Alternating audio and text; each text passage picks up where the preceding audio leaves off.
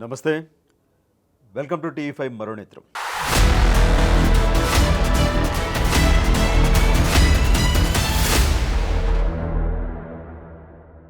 ప్రకాష్ రాజ్ది ఒక famous dialogue ఉంది, వీడు మామూలోడు కాదు అని. ప్రకాష్ రాజుని చూస్తే నాకు కూడా ఒక డైలాగ్ గుర్తొస్తూ ఉంది, వీడు అసలు మనిషే కాదు అని. వీడికి ఏమాత్రం దేశభక్తి లేదు, ఏమాత్రం ఈ దేశ ప్రజల విశ్వాసాల పట్ల గౌరవం లేదు. వీడికంతా ఉన్నది మతం పిచ్చి, దేశం పట్ల ద్వేషం, హిందూ దేవతల పట్ల ఈర్ష్య, ద్వేషం, అసూయ, కక్ష. ఇలాంటి వాడికి ఈ దేశంలో ఉండే హక్కుందా? ఈ దేశం గాలి పీల్చే హక్కుందా?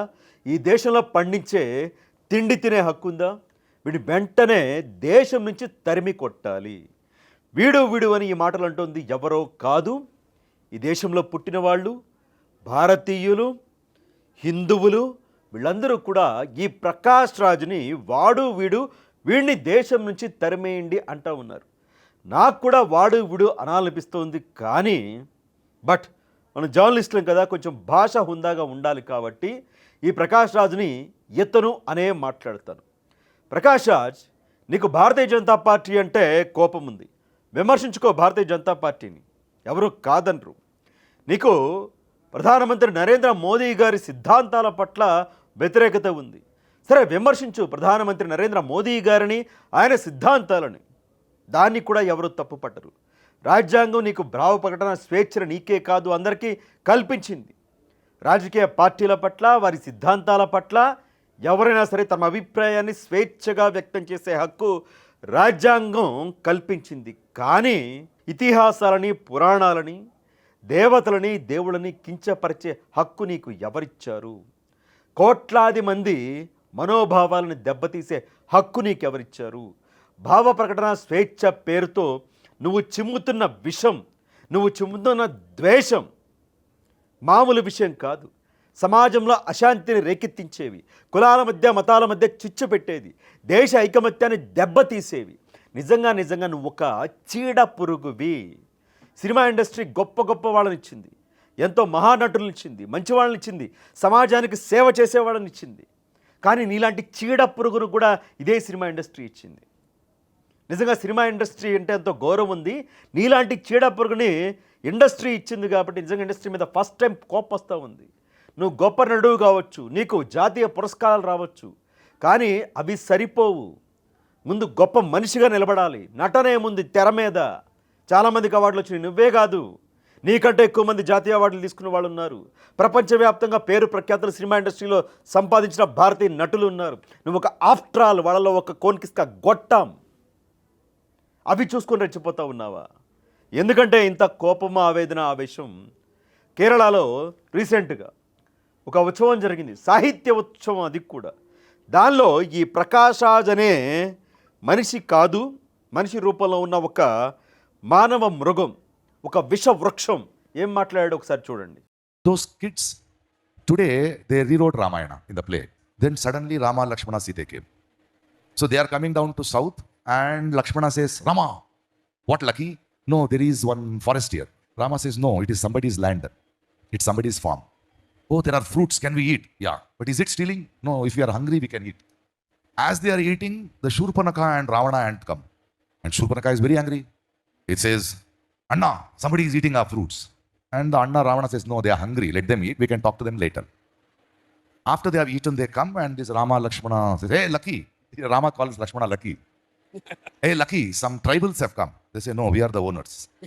Please. Valupu. Now, since you have eaten the fruit, you have to pay the price. Then what is the price? Then she calculates, Shurpanaka, and says $2,000 with GST. Oh. And they say, no, we don't have money. Then Ravana says, give them some discount. Okay, 20% discount. No, we don't have. So in spite giving discount, if you don't have the money, then you are not tourists here. You have come in search of food. So what you do, since you have eaten the fruits, the seeds are there, no? Plant it, turn it into a tree and go. What is your name? ఇంకా చాలా చెత్త మాటలు మాట్లాడాడు. ఏమంటాడంటే రామాయణం అర్థాన్ని మార్చేశాడు వీడు. Okay, Prakash Raj ఇతను రామాయణాన్ని రీరైట్ చేశాడు అనమాట. ఇప్పటిదాకా మనం విన్న రామాయణం ఏంటి? రామాయణంలో రావణాసుడు సీతని అపహరించాడు, సీతను అపరించి అశోకవనంలో ఉంచాడు. సో సీతను తీసుకురావడానికి రాముడు, లక్ష్మణుడు, హనుమంతుడు వానర సైన్యంతో వెళ్ళి రావణాసుడి పైన యుద్ధం చేసి రావణాసురుడిని వధించి సీతమ్మ వారిని తీసుకొచ్చారు. రాముడు వనవాసం చేశాడు. ఇదే మనకు తెలిసిన రామాయణం. ఇతను ఏం చెప్తాడు అంటే, రాముడు, లక్ష్మణుడు, సీతమ్మ నార్త్ ఇండియన్స్ అంట, అంటే ఉత్తర దేశం వాళ్ళట. రావణాసురుడు దక్షిణ భారతదేశానికి చెందిన రాజంట. సో ఉత్తర భారతదేశం నుంచి రాముడు, లక్ష్మణుడు, సీతమ్మ వారు దక్షిణ భారతదేశానికి వచ్చారట. వచ్చిన టైంలో లక్ష్మణుడు అది అక్కడ ఫారెస్ట్ ఉంది, అక్కడ పండ్లు ఉన్నాయి, మనం వెళ్ళి తిందాము అంటే రాముడు అన్నారట అది వేరొకరు ల్యాండు, మనం వెళ్ళకూడదు అన్నారట. మొత్తానికైతే వెళ్ళారట, ఆ పండ్లు కోసుకుని తిన్నారట వీళ్ళు. అదే టైంలో శూర్పణఖ, రావణాసురుడు చెల్లి రాక్షసి శూర్పణఖను రావణాసురుడు అక్కడికి వచ్చారట. మీరు ఎక్కడి నుంచి వచ్చారు? మా పొలంలో మీరు పండ్లు తింటా ఉన్నారు అని చెప్పేసి అని అడిగారట. ఇలా అడక్కముందు రాముడు అన్నారట, హే ఎవరో వస్తా ఉన్నారు ట్రైబల్స్, గిరిజనులు అన్నారట లక్ష్మణుడితో. హే లక్కీ అన్నారంట. అంటే లక్ష్మణుని లక్కీ అంటారంట రాముడు. వీడు వెళ్ళి విన్నాడు. మరి ప్రకాష్ రాజు నాకు కూడా పాకి అని పెట్టాలని ఉంది, మరి నీకు పెడితే తప్పులేదు. రాముడు లక్కీ అని పిలిచాట లక్ష్మణ్ని. ఎవరో చూడు గిరిజనులు వస్తూ ఉన్నారు అంటే అప్పుడు రావణాసురుడు శూర్పణఖ వచ్చి మేం గిరిజనులం కాదు, ఈ ల్యాండ్కి ఓనర్స్ని, ఈ పొలానికి మేము ఓనర్స్మి అన్నారట. మీరు తిన్న పండ్లు ఏవైతే ఉన్నాయో వాటికి మీరు డబ్బులు కట్టాల్సిందే అని శూర్పణఖ లెక్కలు వేసిందట. లెక్కలు మొత్తానికి $2000, $22,000 కట్టండి అని చెప్పేసి అని లెక్కలేస్తే మా దగ్గర డబ్బులు లేవు అన్నారట రాముడు, లక్ష్మణుడు. అప్పుడు దయ తెలిచిన రావణాసురుడు, పోనీలే శూర్పణఖ వాళ్ళు కొంచెం డిస్కౌంట్ ఇవ్వు, ఆకలితో ఉన్నారేమో సరే తినేవు అన్నారట. ఇది వాడు చెప్తున్న, ఈ ప్రకాష్ రాజ్ చెప్తున్న రామాయణానికి కొత్త భాష్యం. ఏ అంశంలో?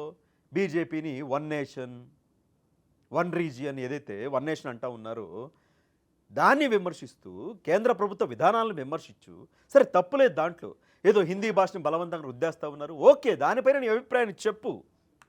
హిందీ భాషను బలవంతంగా రుద్దుతున్నారా ఏంటి అనేది, ఎవరికైనా మాతృభాష ముఖ్యం, తర్వాత నేషనల్ లాంగ్వేజ్ అనేది, దానిపైన నీ అభిప్రాయం చెప్పుకో. కానీ దానికి రావణాసురుడికి, సీతమ్మ వారికి, రాముడికి ముడిపెట్టి వాళ్ళు నార్త్ ఇండియన్స్, వీళ్ళు సౌత్ ఇండియన్స్, దొంగతనం కోసం వెళ్ళారు, దొంగతనం చేసి పండ్లు తిన్నారు రాముడు, జిఎస్టీ వేశారు వీళ్ళకి, వీళ్ళ దగ్గర డబ్బులు లేవు. ఏంటి రామాయణమా? ఇదా నువ్వు చెప్పేది? సిగ్గు లేకుండా మళ్ళా ఎదురుగా ఉన్నవాళ్ళు, ఆ సదస్సులో ఉన్నవాళ్ళు ఎదురుగా, ఆ ఉన్నవాళ్ళలో యూతే మొత్తం నవ్వుతున్నారు. వాళ్ళలో హిందువులు ఎవరు లేరా? నవ్వుతున్నారు వాళ్ళు. రామాయణమే జోకేస్తే, సీతమ్మ వారి మీద రాముడి మీద జోకేస్తే నవ్వెలా వస్తుంది? అతని కంటే బుద్ధి జ్ఞానం లేదు, మనిషి కాదా? నవ్వుతున్న వాళ్ళు ఎవరు? అసలు ఇతను ఆ కాంక్లేవ్కు పిలిచింది ఎవరు? ఆ పిలిచినోడికి బుద్ధి లేదు, ఆ పిలిచి ఇంటర్వ్యూ చేసినోడికి బుద్ధి లేదు, వీడికి మైక్ ఇచ్చినోడికి బుద్ధి లేదు. రామాయణం గురించి కారు కూతలకు వస్తూ ఉంటే నవీన వాళ్ళకి అంతకంటే బుద్ధి లేదు. దీన్ని ప్రకాష్ రాజ్ వ్యాఖ్యలు సమర్థిస్తున్న వాళ్ళకి అంతకంటే బుద్ధి లేదు. ఇప్పుడు మహమ్మద్ ప్రవక్త పైన ఒక్క మాట మాట్లాడు, నీ తల తెక్కపోతాడు, నీ కాళ్ళు చేతులు నరికైపోతాడు, ఖచ్చితంగా నరికేస్తారు. నీ తల మీద ₹1,00,00,000 ప్రకటిస్తారు. వీడు ఎక్కడో సరే వీడి తల తెస్తే 1 కోటి ఇస్తాం, 10 కోట్లు ఇస్తాం అంటారు. ఎస్, మనం కూడా గౌరవించాలి వాళ్ళ విశ్వాసాలని. అదే క్రీస్తుని ఒక మాటను, మరియమ్మను ఒక మాటను రోడ్లకి దేశవ్యాప్తంగా ధర్నాలు చేసేవాళ్ళు, వామపక్ష పార్టీలు, ఆ పార్టీ ఈ పార్టీ మొత్తం రోడ్లెక్కేవాళ్ళు. ఇప్పుడు మాత్రం ఎవరు మాట్లాడట్లేదు. నేను మళ్ళీ చెప్తున్నా, ఎస్, మన మతాన్ని మనం ప్రేమించుకోవాలి, పరమతాన్ని గౌరవించాలి, గౌరవించి తీరాలి. అదే మన భారతదేశం చెప్తా ఉంది, అదే ధర్మం చెప్తా ఉంది. అన్నదమ్ముల్లాగా హిందూ, ముస్లిం, క్రిస్టియన్ బాయి లాగా ఉండాలి, అదే కోరుకుంటాం. కానీ వీడి మాటలు, మహమ్మద్ ప్రవక్తలు అంటాడా ప్రకాష్ రాజ్? అన్నాడు. క్రీస్తులు అంటాడా? అన్నాడు. ఎప్పుడూ కూడా హిందూ దేవతలపైన, హిందువులపైన, హిందూ ఇతిహాసాలపైన మాత్రమే ఇతని ఏడుపంతా కూడా, ఇతని ద్వేషమంతా కూడా, ఇతని విషమంతా కూడా. పైగా నేను సెక్యులర్ అంటాడు. సెక్యులర్ అంటే అన్ని మతాన్ని గౌరవించాలి కదా, ఎక్కడుంది? సెక్యులర్ అంటాడు. నేను వామపక్షం అంటాడు. వామపక్షం చెప్పిందా? వామపక్ష భావజాలం చెప్పిందా? ఒక మతాన్ని, ఒక హిందూ దేవుళ్ళని కించపరచమని చెప్పలేదు కదా. నేను నాస్తికుడిని అంటాడు. నువ్వు దేవుళ్ళని నమ్మకు, ప్రవక్తని నమ్మకు, క్రీస్తుని నమ్మకు, హిందూ దేవతలు నమ్మకు, జైన్ నమ్మకు, సిక్ నమ్మకు. నువ్వు నమ్మనంత మాత్రాన మరొక మతానికి సంబంధించిన వాళ్ళ అభిప్రాయాల్ని, వాళ్ళ ఇతిహాసాన్ని కించపరిచే రైట్ నీకు ఎక్కడుంది? నేను మళ్ళీ చెప్తా ఉన్నా, ప్రకాష్ రాజ్ అన్యమతస్థుడు, నాస్తికుడు అన్న ముసుగులో ఉన్న అన్యమతస్థుడు, నాస్తికుడు అనే ఒక తోలు కప్పుకున్న, మేక తోలు కప్పుకున్న ఒక పులివాడు. సారీ, మళ్ళీ వాడంటా ఉన్నాను. ప్రకాష్ రాజ్ గారు, ఖచ్చితంగా అదే జరుగుతుంది. మొన్న 2 వారాల క్రితం వాళ్ళ తల్లిగారు చనిపోయారు. అమ్మ మీ ఆత్మకు శాంతి కలగాలి. వాళ్ళ తల్లిగారు చనిపోతే క్రిస్టియన్ సాంప్రదాయాల ప్రకారం ఆవిడ అంత్యక్రియలు నిర్వహించారు. ప్రకాష్ రాజ్ నాస్తికుడు నాస్తికుడు అంటారు కదా, అలాగే హిందూ దేవతలపైన ఈ విధంగా తిడతారు కదా. మరి నాస్తికుడైనప్పుడు వాళ్ళ అమ్మగారు అంత్యక్రియలు క్రిస్టియన్ పద్ధతిలో ఎలా చేశారు అని కొంతమంది విమర్శించారు. అప్పుడు ప్రకాష్ రాజ్ ఏం చెప్పాడు అంటే, నేను నాస్తికుడినే, బట్ నా తల్లి ఆ మత విశ్వాసాలను పాటిస్తుంది, కాబట్టి ఆవిడ మత విశ్వాసాలని నేను గౌరవించాల్సిన బాధ్యత నా పైన ఉంది. అందుకనే ఆవిడ మత విశ్వాసాల ప్రకారమే ఆవిడకి నచ్చినట్లుగా ఆవిడ విశ్వాసాలను గౌరవిస్తూ నేను అంత్యక్రియలు నిర్వహించాను. దీన్ని కూడా విమర్శిస్తారా, దీంట్లో తప్పేంటి అని కూడా మాట్లాడాడు ప్రకాష్ రాజ్. Yes, correct. ఆవిడ చనిపోయినప్పుడు మరి ఆవిడ మత విశ్వాసాలను గౌరవించావు కదా నాస్తికుడైనప్పటికీ. మరి మిగతా వాళ్ళు మనుషులు కదా, మిగతా తల్లులు, పిల్లలు, కుటుంబాలు, ఎన్నో హిందూ కుటుంబాలు శ్రీరాముడిని ఆరాధిస్తాయి కదా, శ్రీరాముడి తిరిగిన ఈ నేలని ఆరాధిస్తాయి కదా, ఈ దేశాన్ని ఆరాధిస్తాయి కదా. మరి వాళ్ళ మత విశ్వాసాలు నువ్వెందుకు గౌరవించవు? అంటే నీ తల్లి వేరు, వాళ్ళు వేరా? నీ తల్లికి వచ్చేసరికి మాత్రం విశ్వాసాలు గౌరవిస్తావా? నీ పైత్యాన్ని బయటపడేటప్పుడు మాత్రం వేరే మతాల మీద విషాన్ని చిమ్ముతావా? ఏంటిది ప్రకాష్ రాజ్? చాలా చాలా డేంజరస్ గేమ్ ఆడుతూ ఉన్నాడు ఈ ప్రకాష్ రాజ్. ప్రకాష్ రాజ్ కొన్ని వర్గాలను సంతృప్తి పరచడానికి, కొన్ని వర్గాల్లో ఉన్న పైత్యులు ఎవరైతే ఉంటారో వాళ్ళ సంతృప్తి పరచడానికి మాట్లాడుతూ ఉన్నాడు. నేను మళ్ళీ చెప్తా ఉన్నా, బీజేపీ మీద కోపమా, ఆర్ఎస్ఎస్ మీద కోపమా, మోడీ గారి మీద కోపమా, ఓకే విమర్శించుకో. కానీ హిందువులు అంటే ఒక బీజేపీ కాదు, హిందువులు అంటే ఒక ఆర్ఎస్ఎస్ కాదు, అన్ని పార్టీలో ఉన్నారు హిందువులు, అన్ని పార్టీలో ఉన్నారు, అన్ని రాష్ట్రాల్లో ఉన్నారు, దేశమంతా ఉన్నారు. ప్రపంచంలో ఉన్న ఏకైక హిందూ దేశం భారతదేశం. నువ్వు ఇక్కడే పుట్టావు, గుర్తుపెట్టుకో. మళ్ళీ ఏమన్నాడంటే, దేశంలోని పరిస్థితులు చూస్తూ ఉంటే అంట ఒక నరమేధానికి ప్లాన్ చేస్తూ ఉన్నారు అట. ఈ దేశం నుంచి ముస్లింలని, మైనార్టీలని, గిరిజనుల్ని లేకుండా చేయడానికి, వాళ్ళని లేపేయడానికి ట్రై చేస్తూ ఉన్నారట. అంటే ఎవరు చేస్తూ ఉన్నారు? హిందువులు చేస్తూ ఉన్నారా? మతాల మధ్య చిచ్చు పెట్టడం కాదా ఇది? మతాల మధ్య అక్కడక్కడ ఇక్కడ ఘర్షణ జరుగుతూ ఉంటాయి. మరి భారతదేశం అంతా కూడా ఇంకా ఐక్యంగా ఉంది. భారతదేశంలో భిన్న మతాలు, భిన్న కులాలు ఎక్కడో ఒక చోట జరిగిందని దేశం మొత్తానికి మనం అంటగట్టలేం. ఇన్ని మతాలు, కులాలు ఉన్నా కూడా భారతదేశం ప్రశాంతంగా ఉంది. ఆ ప్రశాంతత చెడగొట్టడానికి ఇలాంటి చీడ పురుగులు, విష పురుగులు, పేడ పురుగులు తయారైనవి. హిందువులు వీళ్ళందరినీ లేపడానికి చూస్తూ ఉన్నారా? ఏం మాటలు రవి? ఒక అబ్దుల్ కలాం రాష్ట్రపతి కాలేదా? ఒక అబ్దుల్ కలాంని ఒక ముస్లిం అలాగే చూస్తారా? ఈ దేశం 140-150 కోట్ల మంది భారతీయులు అనుసరిస్తారు అబ్దుల్ కలాం గారిని, ఆయన ఆచరణల్ని, ఆయన సిద్ధాంతాలని. అది భారతదేశం అంటే. మదర్ తెరీసా ఒక దేవతలాగా చూస్తారు, ఒక తల్లిలాగా చూస్తారు, కుల మతాలకు అతీతంగా. అలాంటి దేశం నా భారతదేశం, మీ భారతదేశం కూడా. ఇతర పైన ఆల్రెడీ కొన్ని సెక్షన్ల కింద కేసు నమోదైంది. గతంలో కూడా చాలా వ్యాఖ్యలు చేశాడు, కేసులు నమోదైనవి, ఎవ్వరు ఏం చేయలేరు. అదే ఇతర భయం, ఇతర ధైర్యం ఇది అతనికి. కానీ ఈ విషయంలో మాత్రం ఎట్టి పరిస్థితులు ఉపేక్షించే ప్రసక్తే లేదు. అంటే తలాలు నరికేయమని, కాళ్ళు నరికేయమని, రోడ్లకి ధర్నాలు చేసేయమని కాదు. మనకు రాజ్యాంగం ఉంది, చట్టం ఉంది, దాని ప్రకారం ఇతనికి శిక్ష పడాల్సిందే, ఇతర నోటికి తాళం పడాల్సిందే. భావప్రకటనకి కాదు, ఇతని పైత్యానికి పడాలి, ఇతని పైత్యానికి తాళం పడాలి. సిగ్గు శరం ఉంటే ప్రకాష్ రాజ్కి, ముఖ్యంగా తెలుగు దర్శకులు, నిర్మాతలు సినిమాలు ఇవ్వడం మానేయండి. మీరు సినిమాలు ఇచ్చి ఆ డబ్బులు ఇచ్చి ఆ డబ్బుతో వచ్చిన బలుపుతో ఈ విధంగా మాడుతూ ఉన్నాడు.